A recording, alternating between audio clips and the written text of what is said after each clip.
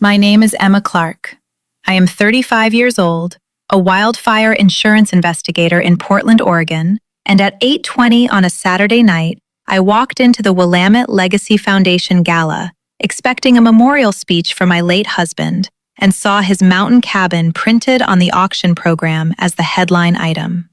The ballroom was glowing with amber lights, white flowers, and people who had paid $500 a plate to feel generous in public. I was still wearing the black dress Nathan loved, the one he said made me look like I could walk through smoke and come out with a map. His old brass cabin key was in my clutch. A red fireproof envelope was under my arm, because 2 hours earlier, the auctioneer's assistant had accidentally emailed me the item file and exposed the first lie. Across the room, my younger sister Lauren stood on the stage beside a framed photo of Nathan and the cabin, smiling through fake tears while donors clapped for her bravery. My mother, Denise, had one hand on Lauren's shoulder like she was presenting grief to the room. My stepfather Victor sat with foundation board members, not looking at me. I had been placed at a back table under extended family, as if being Nathan's wife had expired when he died. Then my mother took the microphone and said, "A childless widow does not need a second home. Emma should finally let Nathan's memory help a real family." People turned toward me slowly. Some looked sympathetic. Some looked curious. One woman at my table touched her pearls like my silence had become awkward for her. I did not stand up right away. I did not scream. I pressed my thumb against the brass key until the teeth bit into my skin and watched the auctioneer lift his gavel beside a placard that read, "Memorial Cabin Auction." My family thought grief had made me soft. They were wrong. Grief had made me precise. Before I tell you what happened when I opened the red envelope in front of every donor in that room, tell me this first. What time is it where you are right now? And where are you watching from? I want to know how far this story travels before my family understands that a safe place is not charity when someone steals the key. Nathan and I bought the cabin 8 years before he died. It sat 2 hours outside Portland, above a narrow road lined with fir trees and blackberry thorns, not fancy enough for magazines, but strong enough to survive snow, smoke, and silence. Nathan had been search and rescue before his lungs got bad. He loved places that knew how to hold people without asking questions. My family never understood that cabin. To my mother, it was wasted property. To Lauren, it was a weekend backdrop. To Victor, it was an asset. To me, it was the last place Nathan and I were happy before the hospital rooms began. That was the part my mother hated most. I had something grief had not taken and family had not built. Lauren had always been the daughter people gathered around. Her mistakes became seasons. Mine became character flaws. When Lauren crashed her financed SUV at 27, my mother called it trauma and asked me to cover the insurance gap. When I missed Christmas dinner because a wildfire claim had me interviewing an elderly couple who had lost everything, my mother said, "You always choose strangers." When Lauren lost her job after arguing with a nonprofit director, Victor said she had too much heart for office politics. When I got promoted, my mother asked if the title came with time to be less cold. Lauren cried prettily. I documented damage for a living. In my family, only one of those counted as emotional. The first time Nathan saw it, we were at a Thanksgiving table in Salem. Lauren had forgotten the pies she promised to bring, and everyone laughed because that was classic Lauren. I had brought 3 side dishes, printed my mother's seating cards, and fixed Victor's Medicare portal password from my phone while the turkey cooled. When I asked where to put my coat, my mother said the laundry room because the front closet was full of Lauren's things. Nathan waited until we were driving home to say, "They use you like a service entrance." I laughed then because the sentence hurt too accurately. Some people only notice a door when they need to carry something through it. After Nathan died, they got worse. At the funeral, Lauren cried into my shoulder so hard people comforted her first. My mother told guests I was still in shock because I did not collapse. Victor accepted condolences as if he had lost a son instead of a man he barely visited. I stood beside Nathan's search and rescue team with the brass key hidden in my palm and listened to people tell me he was in a better place. I wanted to say his better place had a cedar porch, a dented kettle, and 2 chipped blue mugs above the sink. Instead, I nodded. Grief makes you polite when you are too tired to be honest. 3 weeks after the funeral, my mother asked whether I had thought about selling the cabin. She did it in my kitchen while I was writing thank you notes. Lauren was sitting at my table, scrolling through floral arrangements for a memorial luncheon she had decided we needed. Victor leaned against the counter and said property taxes could become burdensome for a woman alone. I told them the cabin was protected under Nathan's survivor trust and I was not selling. My mother said, "Charity would give it meaning." I said, "It already has meaning." Lauren looked up and said, "For you, maybe." That was the moment I realized they were not visiting to comfort me. They were inventorying what grief had left unlocked. The hierarchy had been built long before Nathan ever knew my name.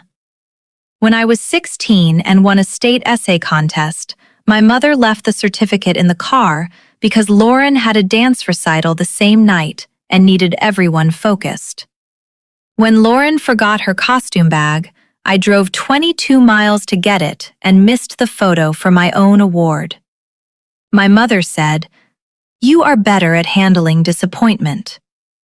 At 23, when I paid for my own apartment deposit, Victor asked if I could loan Lauren $900 because she had a softer spirit and worse luck. When I said I needed my savings, my mother told me ambition was making me hard. At 28, 2 months after Nathan's first bad lung scan, Lauren asked to use the cabin for a girls' weekend. I said no because Nathan was resting there. She posted that some people made illness their whole personality. My mother liked the post. When Nathan was in treatment, I handled insurance calls, medication deliveries, oxygen paperwork, and the calendar taped to our refrigerator. Lauren sent 1 casserole and told everyone she was supporting us through a difficult journey. The casserole dish stayed in my sink for 4 days because I was too tired to wash it. She asked for it back before asking how Nathan was. Even after he died, my mother corrected people who called me Nathan's wife and said, "Widow, technically." As if love became technical when paperwork changed. Every small cut taught the same lesson. Lauren got softness. I got tasks. Lauren got sympathy. I got instructions. They did not hate me enough to leave me alone. They liked me useful. That was worse. For the next 3 years, I kept my distance, but not enough. That was my mistake. I still paid for things quietly because I told myself money was easier than conflict. Lauren's overdue car insurance, $1,860. My mother's medical deductible after a minor surgery, $3,200. Victor's wildfire claim paperwork when his rental roof was damaged and he could not understand the forms. 2 hotel rooms when my family evacuated during smoke season and forgot to book before prices doubled. I donated privately to the Willamette Legacy Foundation because Nathan had once volunteered with one of their outreach teams. I gave in his name, not theirs. My mother found out and started calling me selfish for donating quietly. Public generosity was the only kind she respected because it could be photographed. That became the pattern. They mocked my grief, used my competence, and called me cold when I noticed. When Lauren got engaged to Greg Fallon, the charity language became louder. Greg was handsome in the way men at fundraisers are handsome, all polished shoes and practiced sincerity. He worked in corporate partnerships and treated every conversation like a ladder. Lauren wanted a foundation board seat. Greg wanted access to donors. My mother wanted the family name attached to something clean and glowing. Nathan's cabin became their favorite fantasy. They called it unused. They called it symbolic. They called it perfect for families who had lost homes to wildfire. Nobody asked the widow who still kept Nathan's boots by the cabin door. In February, Lauren texted me a photo of the cabin from my own Instagram archive and wrote, "Imagine this as a healing retreat." I did not answer. In March, Greg asked whether Nathan had ever expressed charitable wishes in writing. I said Nathan expressed his wishes to me while he was alive. In April, my mother said, "A childless widow can get stuck clinging to objects." I said, "A mother can get stuck confusing greed with compassion." She hung up. That should have been the end. It was the beginning of the file. By May, I learned the Gala language had grown teeth.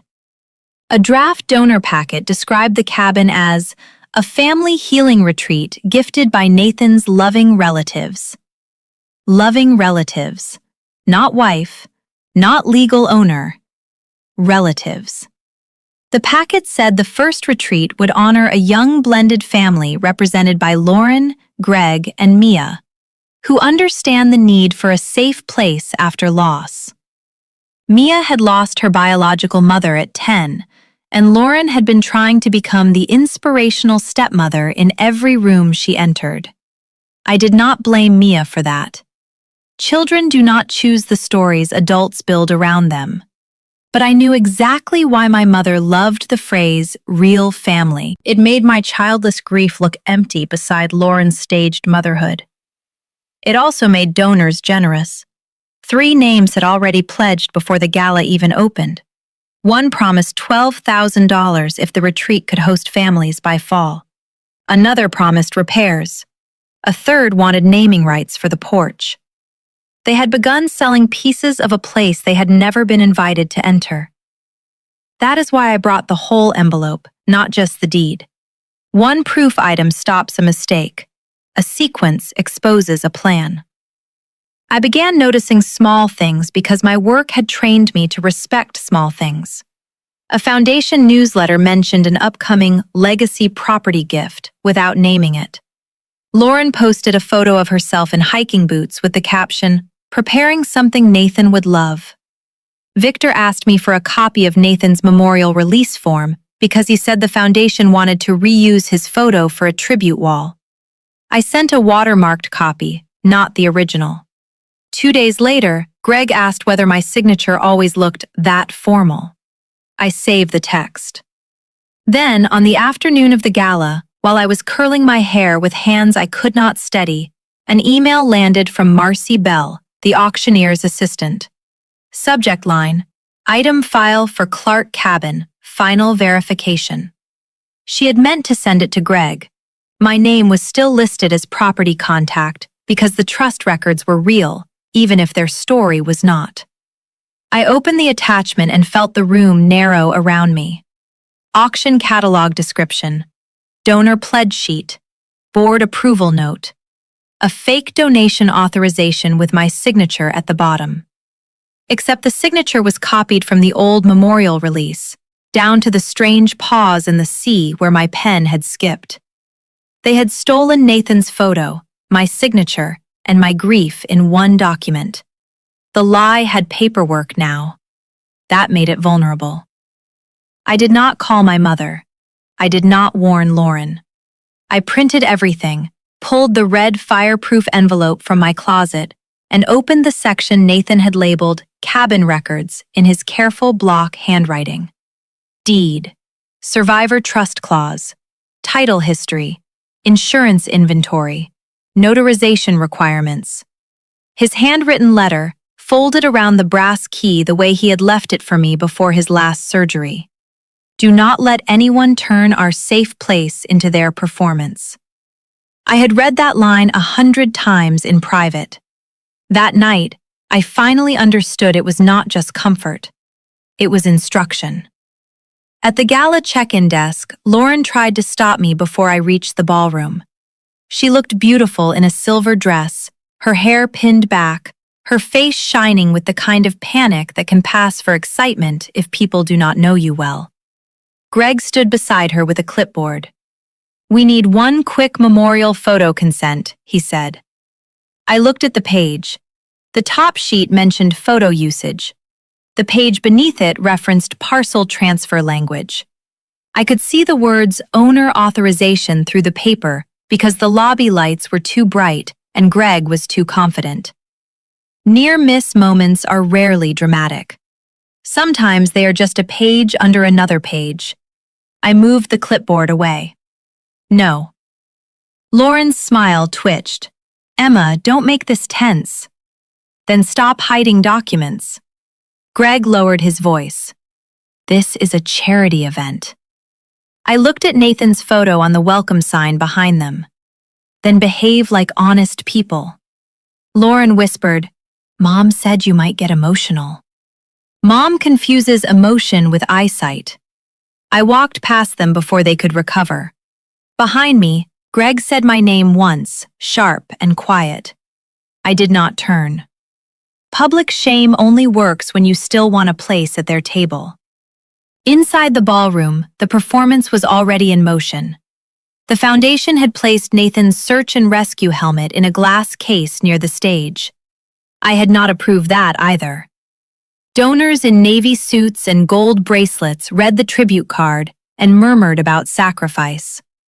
Lauren posed beside the cabin photo with Mia, her 15-year-old stepdaughter, who looked uncomfortable in a green dress and kept pulling at the bracelet on her wrist.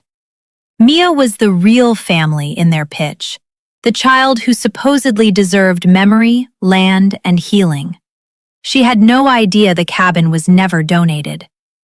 I watched Lauren guide Mia's hand onto the photo frame while a photographer clicked. That was the first time anger broke through my chest cleanly. They were not just using Nathan. They were using a child to make theft look tender. I found Marcy Bell near the auction table. She was in her late 40s with a headset, a tablet, and the exhausted calm of someone holding an event together with tape and caffeine. I introduced myself. Her face changed before I finished. "You got the file," she said. Not a question. "By accident." She swallowed. "I am sorry. Your name was in the property contact field. I thought it was odd that all communication went through Greg." "Is there notarized consent on file?" I asked. She glanced toward the stage.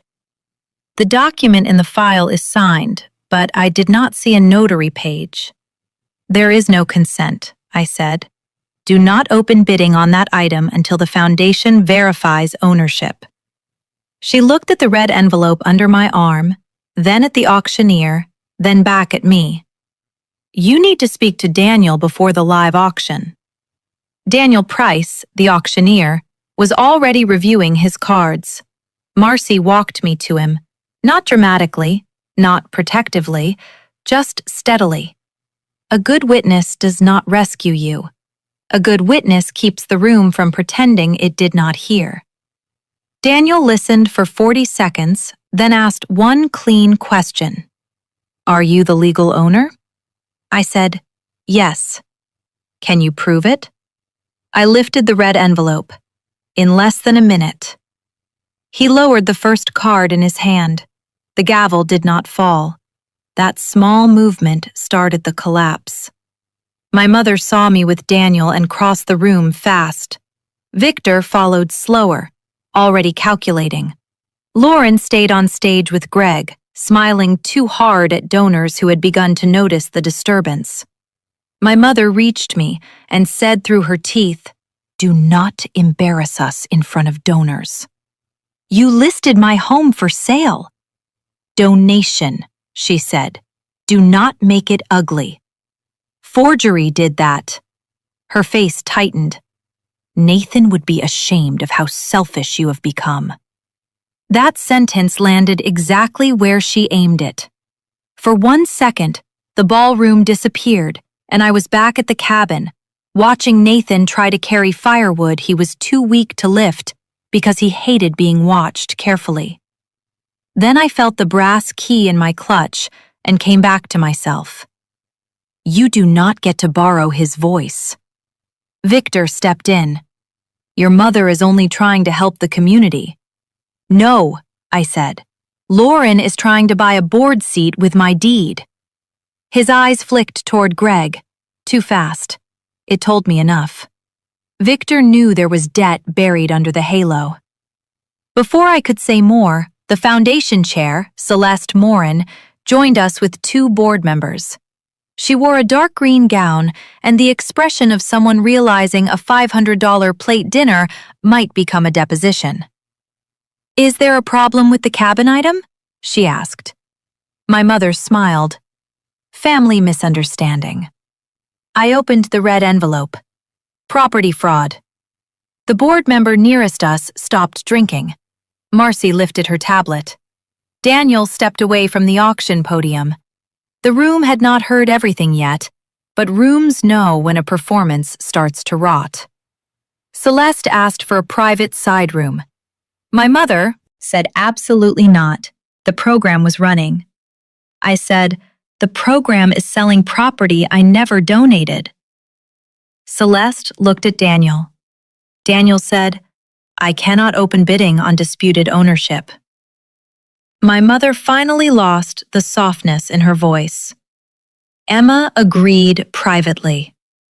There it was. The lie had stepped into the open. I turned toward the nearest cocktail table, set down the red envelope, and removed the deed first. This is the recorded deed. Nathan's survivor trust transferred full control to me after his death. I placed the trust clause beside it. This clause requires my notarized consent for any sale, donation, rental, transfer, auction, or charitable use. I placed the fake donation letter beside that. This is the document in your item file. It has no notary.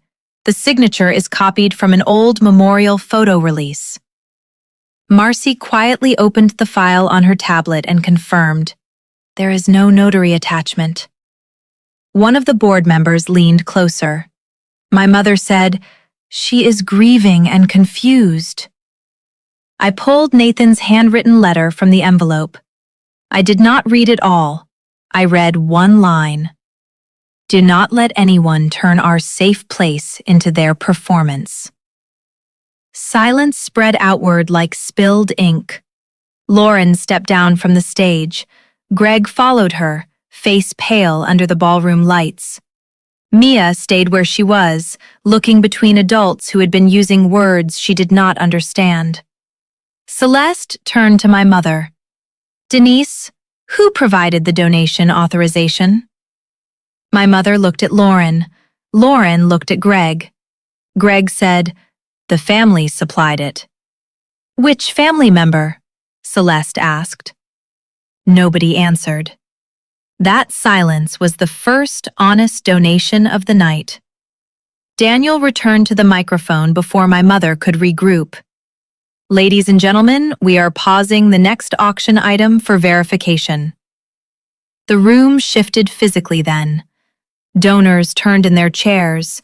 A photographer lowered his camera. Nathan's old rescue captain, Owen Reed, stood from the back row. He had been invited because of Nathan's memorial, not because of my family. He looked directly at Greg and said, did Emma donate Nathan's cabin or not? Greg opened his mouth. No words came. My mother tried again. Nathan believed in helping families. Owen said, Nathan believed in consent. That was the second slap, and it did not come from me. Lauren's eyes filled as she reached for Mia. Mia stepped back. The movement was small, but every adult near the stage saw it. Celeste asked Marcy to pull the email chain. Marcy had it ready. The item file had come from Greg's office email with Lauren copied. My name appeared only as property contact. No email from me. No consent from me. No trustee verification. No notary. just a copied signature and a story dressed as charity. Celeste's face went cold. "This item is withdrawn." My mother whispered, "You are ruining Nathan's legacy." I picked up the brass key and held it where she could see it. "No, I am taking it back from your fundraiser." The third proof came when Celeste opened the donor pledge notes. 12 pledges had already been promised around future family retreat access, including one note mentioning Lauren, Greg, and Mia as future program hosts. Mia stared at Lauren. "You said it was already okay." Lauren's face crumpled. "It was going to be." "With whose permission?" Mia asked. No one answered a child because the child had asked the adult question. The auctioneer set his gavel down flat on the podium. It sounded like a door closing. Celeste announced, still at the microphone, that the cabin item had been removed due to verification failure and that donor pledges connected to it would be refunded or redirected only by donor consent. She did not use the word fraud. She did not need to. People understood the shape of it. Victor stood and walked toward the exit, then stopped when a board member asked him to remain available for questions. My mother sat down in a chair that had not been meant for her. Lauren's tears came fast, but the donors did not gather around her. Tears without control of the story are just water. Greg took out his phone, then put it away when Marcy said, "All item records are preserved." I looked at Nathan's photo beside the stage. For the first time that night, it looked less like a prop and more like a witness. After the gala, I did not stay for explanations. Owen walked me to my car because my hands had started shaking only after the room was behind me. Marcy met us near the coat check and gave me a printed copy of the email chain. "For your attorney," she said, "and for the Foundation's investigator." I thanked her. Outside, the Portland air was wet and cold. I sat in my car with the red envelope on my lap and the brass key in the cup holder. My phone lit up before I even started the engine. My mother called 8 times. Lauren sent, "You could have handled this privately." Greg wrote, "You have exposed the Foundation to unnecessary embarrassment." Victor wrote nothing. That was his pattern. Silence with fingerprints. At 11:46 p.m., Mia texted me from a number I did not know. "I am sorry, I did not know. They said you wanted kids to use it because you never had any." I stared at that message until the letters blurred. Then I replied, "You did nothing wrong. Adults lied to you. That is not yours to carry." I drove home slowly, not because I was afraid, but because every streetlight made me remember driving back from the cabin after Nathan's last good weekend, his hand resting on the brass key between us. He had known my family would come for the places I loved. He had warned me gently because he knew I would hate needing the warning. The next morning, process began. Not revenge, process. My attorney sent preservation notices to Lauren, Greg, my mother, Victor, the Foundation, and Greg's firm. The Foundation opened an internal review. Celeste called me personally and apologized without asking me to protect their image. I respected that. She said Lauren's board nomination was suspended immediately. Greg's employer was notified because he had used his work email and donor contacts to circulate a disputed property package. Donors were called, refunded, and told the cabin had never been legally available. Nathan's search and rescue team removed their names from the event recap until the Foundation corrected the memorial language. The correction went out 4 days later. It was plain and devastating. The Clark cabin was not donated. The item was withdrawn due to unauthorized documentation. The foundation regrets the error. My mother called that public humiliation. I called it the first accurate sentence anyone had printed all week. The correction did not come easily. Before the foundation sent it, Greg tried one more private trap. He forwarded me a settlement-style email at 7:04 the next morning, saying he could smooth things over if I signed a statement that the auction issue was a misunderstanding caused by grief and unclear communication. He attached a draft with my name already typed under it. I forwarded it to my attorney without answering. 10 minutes later, Lauren texted, "Please just say it was confusion.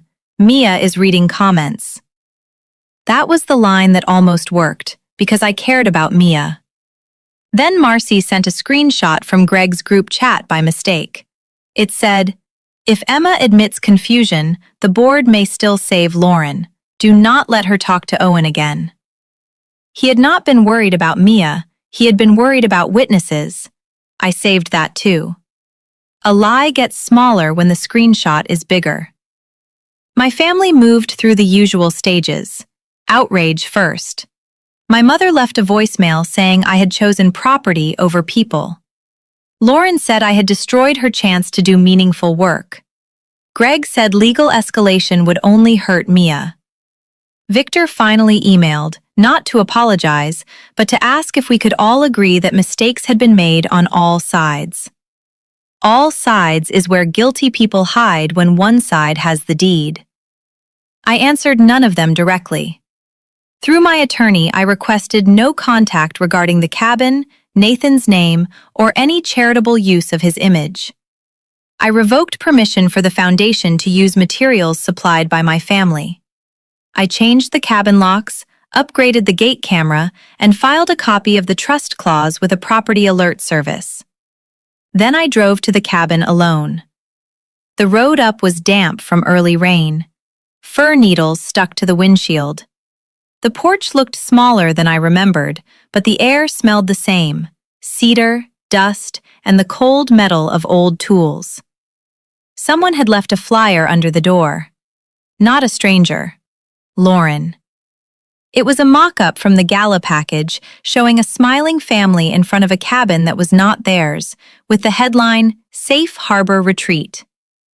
I stood there with the flyer in one hand and the brass key in the other.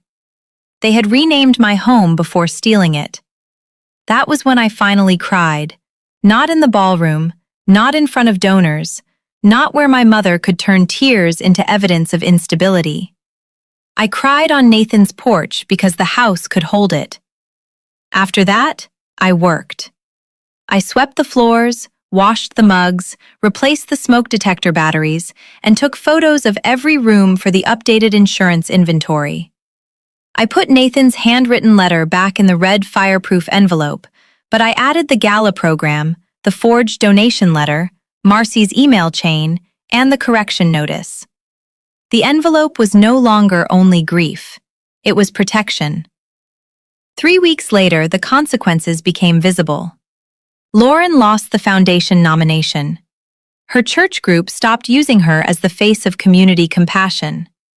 Greg's firm removed him from nonprofit partnership accounts while they reviewed his conduct.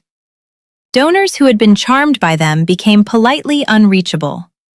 Victor's name appeared in the foundation review notes because he had reassured board members that Emma was emotionally on board, even though he had never asked me. My mother lost the thing she valued most, the ability to narrate the family as generous. People did not scream at her. They simply stopped asking her to speak. That hurt her more. 2 months later, my mother tried to return the brass key by mail, even though she had never been given a copy. That was another truth in an envelope. The key did not fit the new lock, but it fit the old one Nathan and I had replaced years earlier after Lauren borrowed the cabin for a weekend she swore was only family. I finally understood how she had gotten inside that summer, how beach towels I did not own ended up in the laundry basket, how one of Nathan's mugs chipped, how Lauren had posted a sunset from a porch she claimed belonged to people who love sharing. I photographed the key, sent it to my attorney, and then sealed it inside the red envelope with the rest. Some families do not steal all at once. They practice on access first. She sent one final letter, handwritten, dramatic, full of Nathan would have wanted and family should heal and charity is bigger than grief. I read it at my kitchen counter, scanned it, filed it, and put the original in a drawer. I did not keep it because it mattered. I kept it because patterns matter. Lauren's only real message came a month later. She wrote that she was sorry I felt ambushed, which is not an apology. Then she said Mia refused to attend family dinners because she felt used. That part mattered. I agreed to meet Mia once, with her mother's permission, at a coffee shop near her school. She brought a sketchbook and would not look at me at first. Then she said, "I thought the cabin was for kids like me." I said, "It can help people someday without being stolen first." She nodded like that made more sense than anything the adults had told her. Before she left, she said, "Nathan was yours." I corrected her gently. Nathan was himself, but the life we built together is not theirs. That was the cleanest line I could give a child standing too close to adult damage. I also changed my will. That sounds cold until you understand what grief teaches you about access. I named a local land trust as backup beneficiary for the cabin, with instructions that if anything happened to me, the property could become a verified emergency rest stop for wildfire evacuees only after legal review, not through my family, not through Lauren's stories, and not through anyone's ambition.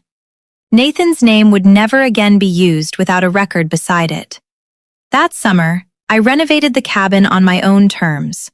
Owen and 2 people from Nathan's old rescue team came up on weekends.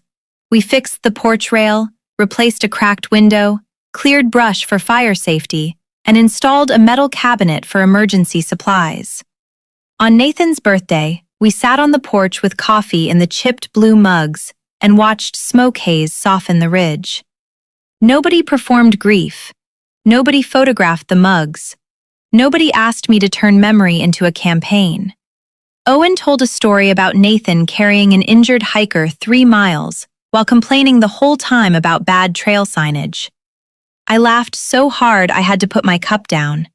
It was the first time I laughed at the cabin without feeling like I had betrayed the sadness.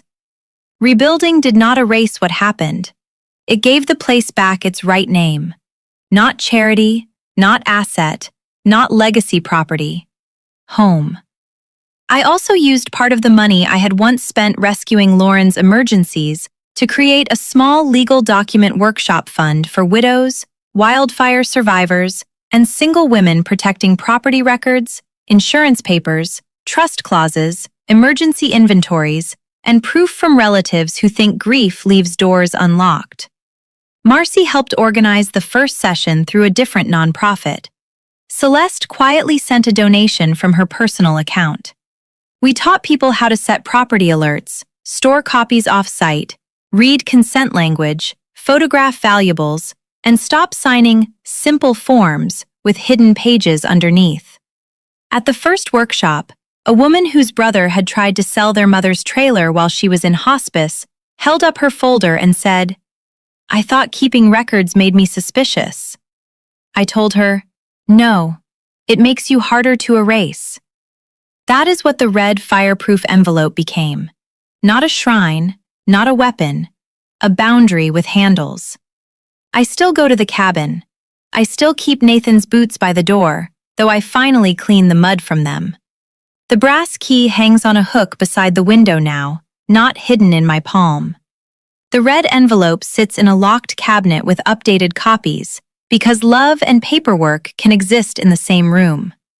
My mother has not been invited. Lauren has not asked again. Victor sends holiday cards with no return address, as if distance can look polite on paper. Greg married someone else less than a year later and posted about integrity in partnerships. I hope his spell check survived the irony. As for me, I stopped confusing quiet with permission. My family tried to auction my late husband's safe place under chandeliers. with donors clapping and my sister smiling beside his photo. They thought being childless meant I had no one to protect. They forgot I still had myself. They forgot Nathan had protected me too, with a trust clause, a key, and one sentence folded inside a red envelope. A safe place is not charity when someone steals the key. Grief is not consent. Silence is not a signature. And family does not get to call theft generosity just because they put it on a stage. So tell me, if your family tried to turn the last place you felt safe into their public performance, would you stay quiet to protect their image? And if someone used the person you loved most to steal what he left you, would you forgive them? Or would you open the envelope and let the whole room read the truth?